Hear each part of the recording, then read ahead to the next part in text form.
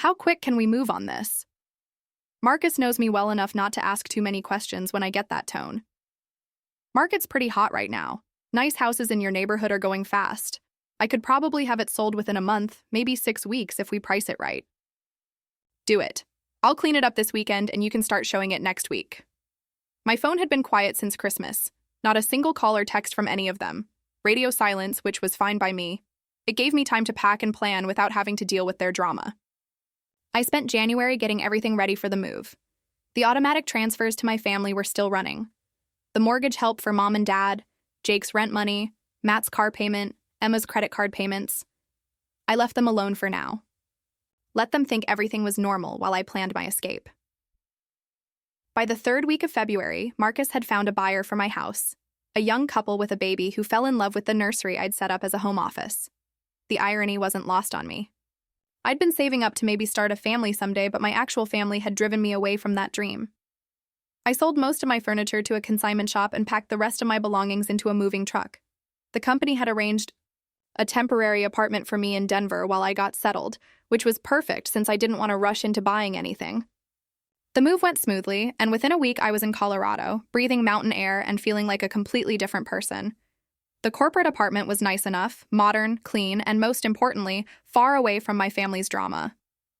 I spent the next several weeks working with Richard to set up the new branch office. We hired staff, designed the workspace, and worked out all the logistics for our client accounts. During my downtime, I worked with a local realtor to find my own place. After looking at dozens of properties, I found the perfect house. It was slightly smaller than my old place, but it had this amazing garden in the back, way bigger than anything I'd had before. I could already picture myself out there with coffee. In the mornings, maybe even learning to grow vegetables. I moved into my new house on a Friday and opened the branch office the following Monday. It was surreal. My own team, my own office, my own decisions to make. I felt more in control of my life than I had in years. That first day at work, sitting in my new office overlooking downtown Denver, I decided to do something I'd been looking forward to for weeks. I logged into my online banking and canceled every single automatic transfer I had set up for my family. The mortgage help for mom and dad? Gone. Jake's monthly rent assistance? Canceled. Matt's car payment? Done. Emma's credit card payments? Not anymore. As I clicked through each cancellation, I couldn't stop smiling. For the first time in years, every dollar I earned was going to be mine to keep. The relief was incredible. 2 weeks later, my phone started going crazy. First, it was mom calling. I watched her name flash on the screen and hit decline. Then dad tried. Same treatment. Then Jake. By the end of the day, I had 12 missed calls and about 20 text messages. I finally listened to one of mom's voicemails just to see what kind of panic I'd caused.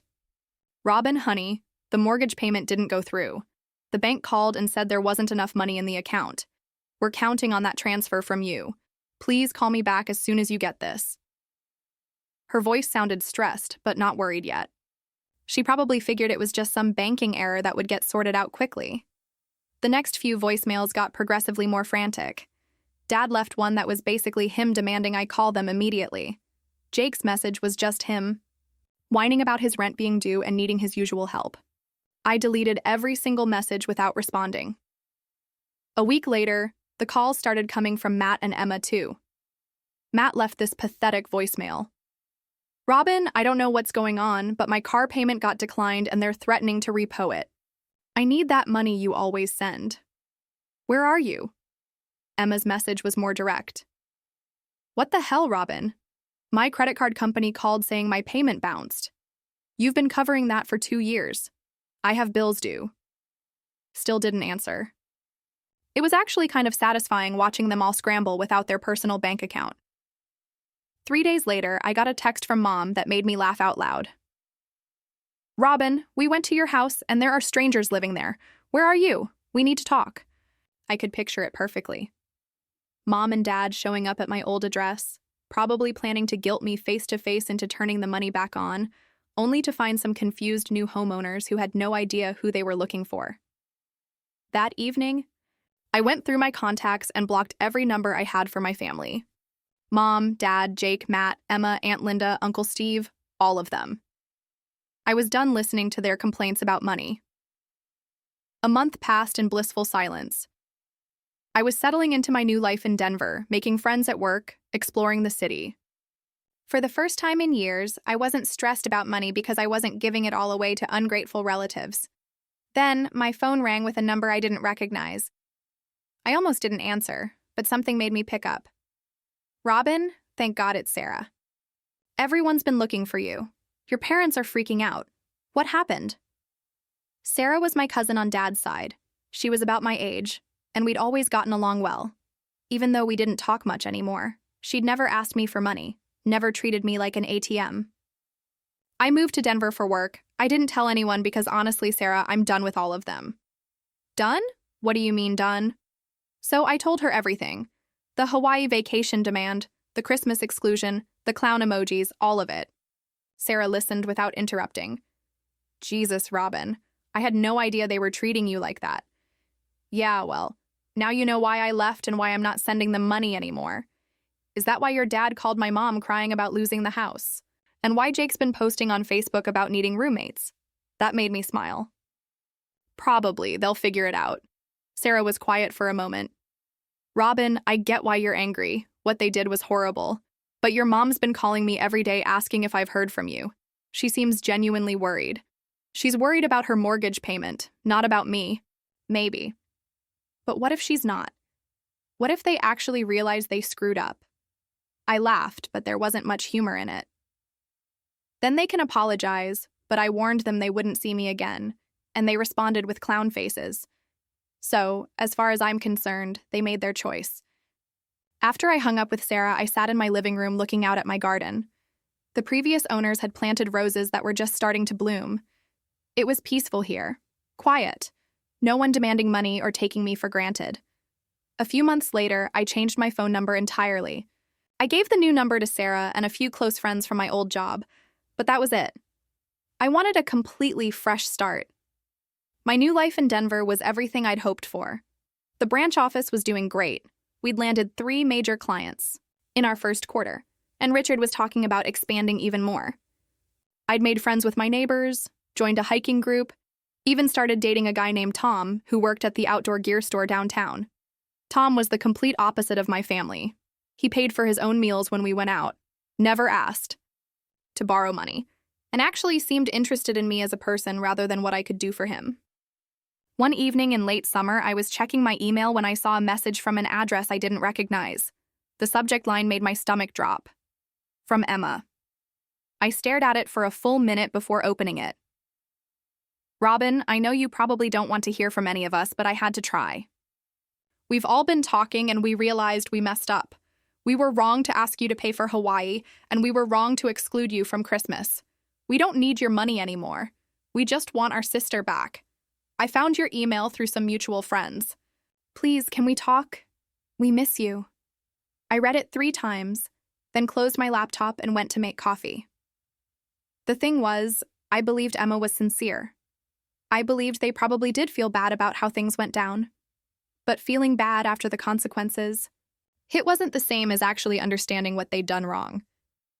They'd shown me their true colors when they thought I'd always be there to bail them out. The Hawaii vacation demand, the Christmas exclusion, the clown faces. That was who they really were when they thought I had no choice but to take it. Now that they'd lost their free money and had to face real consequences, suddenly they wanted their sister back.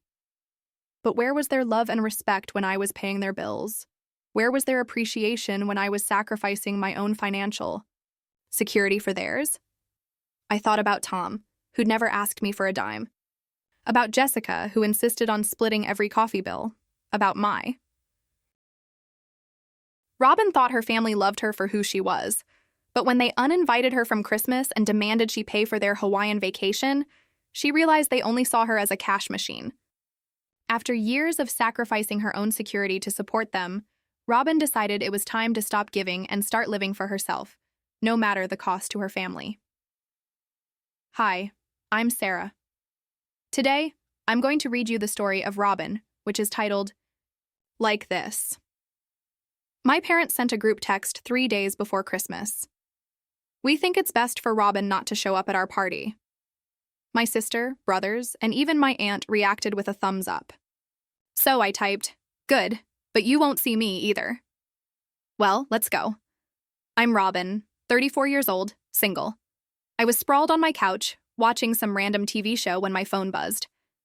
The notification showed a message in our family group chat, the one with Mom, Dad, my 2 younger brothers, Jake and Matt, my sister Emma, plus Aunt Linda and Uncle Steve. We used it for sharing news, planning get-togethers, and swapping recipes mostly. The message was from Mom. Hi, everyone. Just confirming. Our Christmas party will be at our house like we discussed. Can't wait to see you all, except we think it's best for Robin not to show up at our Christmas party. I stared at my phone screen. What the hell? I read it 3 times to make sure I wasn't seeing things. Nope. Mom had literally just uninvited me from Christmas in the family group chat for everyone to see. The worst part? Jake, Matt, and Emma all gave it thumbs-up reactions. Even Aunt Linda liked the message. Nobody asked why. Nobody said, wait, what's going on? Nothing. My hands were shaking as I typed and deleted about 5 different responses. First, I wanted to write, "You're all ungrateful bastards," but I stopped myself. Then, I thought about telling them exactly what I thought of their little exclusion party. But in the end, I just wrote, "Okay, I respect your decision and I won't come to your party, but you won't see me either. Respect my decision."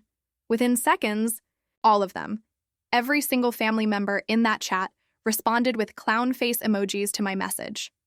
Clown faces, like I was some kind of joke. I left the group chat immediately and threw my phone across the couch. Sitting there in my living room, I tried to figure out how we'd gotten to this point. It all started a month ago at what I thought was just a regular family dinner. Mom had invited everyone over. Me, Jake, Matt, Emma, plus Aunt Linda and Uncle Steve. We don't all live together anymore, but we tried to get together once a month. Remember walking into Mom's dining room that night feeling good? I'd had a great week at work, I was wearing a new dress I liked, and I was looking forward to catching up with everyone. That feeling lasted about 10 minutes. We just sat down when Mom got this weird smile on her face and said, "So, we've been talking before Robin got here and we've made an exciting decision. We're all going to Hawaii for Christmas." Emma jumped in immediately. "I've been researching hotels all week. Everything's basically booked already, but there are still some really nice suites available. They're pricey, but it'll be so worth it." I was confused, but tried to go with it. "Oh, that sounds fun. How much do I need to chip in?" Everyone at the table started laughing. Not like, "Oh, that's funny" laughing. More like they all knew something I didn't. I looked around at their faces and said, "What's so funny?" Aunt Linda was the one who dropped the bomb. "Oh, honey, you're not chipping in. We decided you're paying for all of us." Mom nodded like this was totally normal. "We calculated everything for you. Your dad and me, Jake, Matt, Emma, Linda, and Steve. It'll be about $18,000 for 2 weeks, but we'll be staying at the most luxurious resort with all the excursions, spa treatments, and everything." I literally thought they were joking. "Wait, what? You want me to pay $18,000 for everyone's vacation?" "Well, you have the savings," Mom said, like it was obvious. "You make good money and you're always putting money away. It's not like you spend it on anything." Emma chimed in with this smug look. "I saw your bank statement once when you left it on the counter. You've got over $100,000 saved up.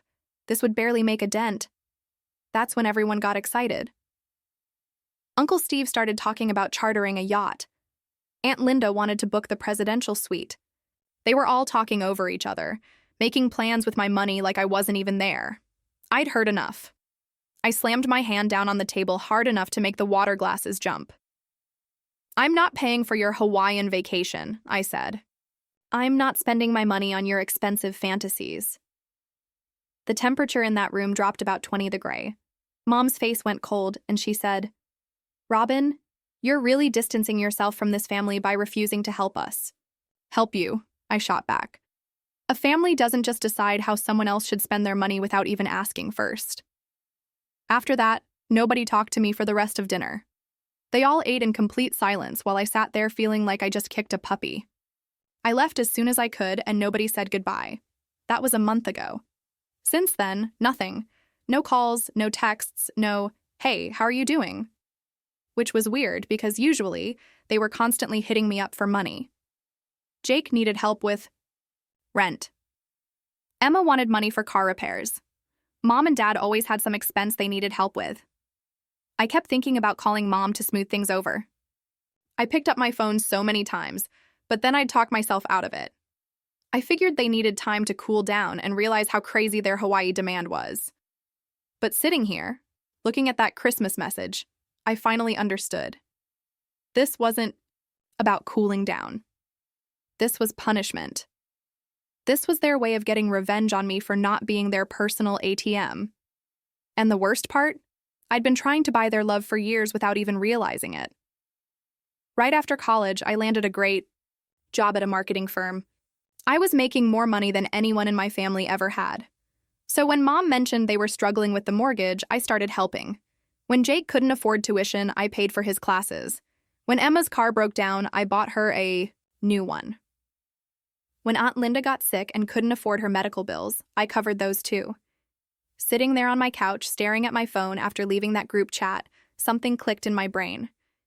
It wasn't just anger anymore, it was clarity. For the first time in years, I could see exactly what my relationship with my family really was. I wasn't their daughter or sister. I was their ATM with legs. 2 months ago, my boss, Richard, had called me into his office with what he called an opportunity of a lifetime. He wanted me to relocate to Denver and run our new branch office there. It was a huge promotion, regional manager with a salary bump that would have made my current good pay look like pocket change. "Think about it, Robin," he'd said, leaning back in his chair. "You'd be building something from the ground up. Complete creative control, bigger budget, your own team. Plus, Denver's a great city. Mountains, skiing, hiking if you're into that." I turned him down without even thinking about it. "I appreciate the offer, Richard, but I can't leave my family. They need me here." He looked disappointed, but said he understood. "Family's important. But if you change your mind, let me know soon. I can't hold the position forever." Now, sitting in my living room with clown emojis burned into my retinas, I realized what an idiot I'd been. They needed me here. All right, they needed my bank account here. I grabbed my phone and scrolled through my contacts until I found Richard's number. It was almost 9 p.m., but he'd given me his personal cell for emergencies. This felt like an emergency. "Robin, everything okay?" He answered on the second ring. "Hey, Richard. Sorry to call so late. That Denver position, is it still available?" There was a pause. "Well, we haven't filled it yet, but we're getting close to making a decision." "Why? Did something change?" "Everything changed. I want the job. When would I need to start?" I could hear him smiling through the phone. "That's fantastic news. We could have you out there in about 2 months. There's paperwork to handle, relocation, logistics, that sort of thing. Send me whatever I need to sign." After I hung up, I felt this weird lightness in my chest, like I'd been holding my breath for months and could finally exhale. For the first time since that disaster dinner, I felt like I was doing something right. Christmas came and went. I spent it alone in my house, ordering Chinese takeout and watching Netflix. It should have been depressing, but honestly, it was peaceful. No drama, no demands, no awkward conversations about money. Around dinner time, I made the mistake of checking social media. Mom had posted a bunch of photos from their Christmas party. The whole family gathered around the tree, big smiles, fancy dinner spread on the table.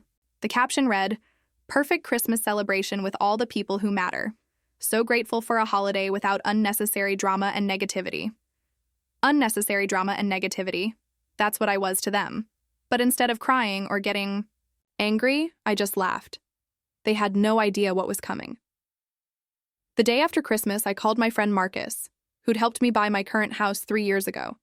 He's a realtor and a good one. "Listen, I need a favor. I want to sell my house fast." "Sell? But you love that place. You spent months picking out paint colors." "Plans change. How quick can we move on this?"